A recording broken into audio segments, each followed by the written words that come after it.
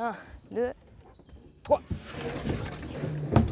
Sous les flashs d'une meute de journalistes, le trio découvre son nouvel enclos. Et c'est une louve, certainement la plus téméraire du groupe, qui s'élance à tâtons, sous le regard perplexe de ses congénères. Ils sont nés et élevés en captivité, hein. Ce pas des animaux qui ont été prélevés à l'état sauvage. Donc ils connaissent déjà un peu les bruits, les visiteurs.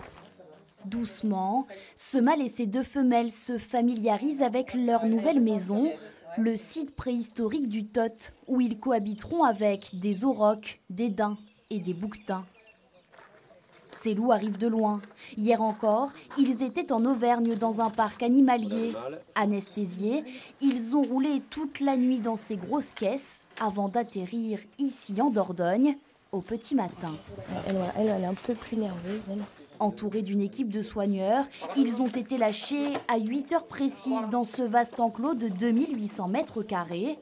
350 000 € ont été investis pour faire découvrir au public cet animal présent au temps de la préhistoire.